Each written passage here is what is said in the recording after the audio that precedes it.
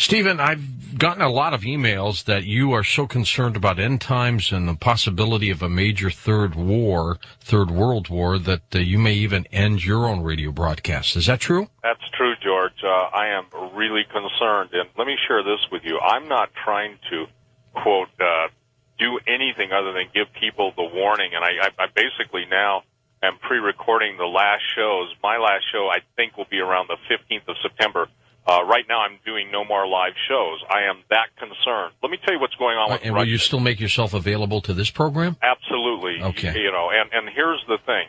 I actually announced that, too. I said the only show I'm going to do is I said I'll do one more show with Alex, and I said and I'll do a show with George. And I said that's all I know so far.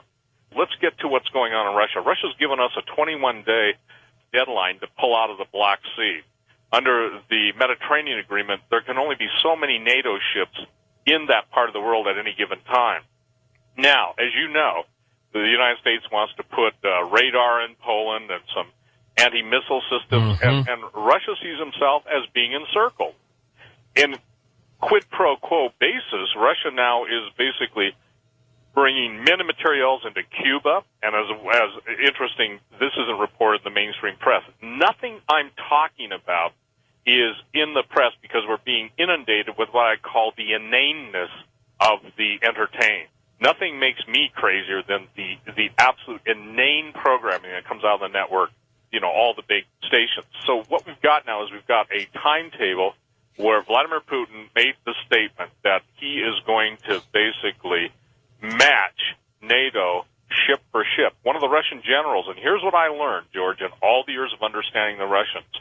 If you know a specific personality and they do what they say they're going to do, and they're not known for Bravo Sierra, in other words, BS, and when you hear them saying that they can sink every ship we have in the Black Sea in 20 minutes, that's not an endless boast. The Russians have what are called super Sunburn missiles. They also have the Squall torpedo. A torpedo, you're an old Navy man, a torpedo that can go 300 to 400 miles an hour is a threat to any ship. And meanwhile, Cheney is in Azerbaijan talking about oil and energy while all this is going on, which I find to be very strange. It's very strange because not only that, but I have Norwegian listeners to my radio show, and they give me real-time reports of the Russian bombers overhead, and then the Norwegian scramble their fighters to intercept them. But what's really troubling is the amount of men and materials going into Venezuela, going into Cuba. Under the guise of these hurricanes, there's a whole lot of submarine movement. One of the things that we've been able to do on my radio program is because there are a lot of people, ex-military, ex-intelligence, that want the American people to understand how vulnerable we are. Is it true that the Georgian government initially started killing citizens in those two broken-off provinces, and it amounts to maybe it was 1,000 people, maybe more at the time? Is that true? Is that a true statement? That does appear to be true. And as you know, Vladimir Putin said the United States is behind it. Now, I'm not trying to, quote, take sides, but what I'm trying to share is this.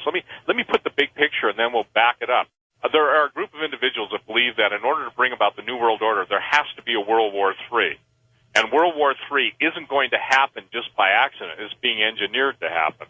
They believe that out of this World War III comes a man of peace. That's their savior, and he's known as in the Bible as the Antichrist, or the man of perdition. And what's fascinating, George, is that Ezekiel 38 starts as Gog-Magog war, and what's even becoming more apparent is that the rhetoric is escalating. I tell everybody, and I think it's a good key indicator, watch the rhetoric, and as the rhetoric rises, so the actions become more extreme. And it is rising. And it's rising. And the thing is that the World War III scenario, we get live reports. Again, a good example, a number of months ago, Hawk was on my radio program. Again, he's my guest host, taking Thursdays for me. And someone had informed him, some of his contacts, that there was a Russian supersonic bomber that one of our P-3 or one of our sub-hunting aircraft had intercepted off, I think, the Grand Banks of North Carolina.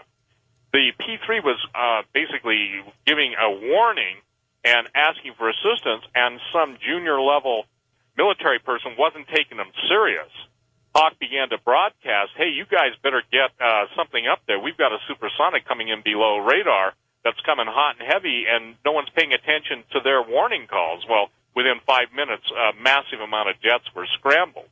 But you see, it's not just a return to the Cold War. I want to make this clear. I believe this is the beginning of World War III. And if people understand that all it takes is somebody responding the wrong way with a sub encounter, and we are intercepting subs. Even right now, I just got an email going on that the sub hunts are on right now off the east and west coast, and that all the military channels. Now, we don't know what they're saying. We just know that, the specific information is out there that this is escalating. So Putin is saying to the United States, if you're going to be in my backyard, I'm going to be in your backyard. But is anybody dumb enough to launch nukes? Well, let me tell you this. Do you know that the Russians just stated again, and Medvedev gave a 5-point plan recently, that Russia reserves the right and will use preemptive nuclear weapons? Yeah, especially in Poland. Yep.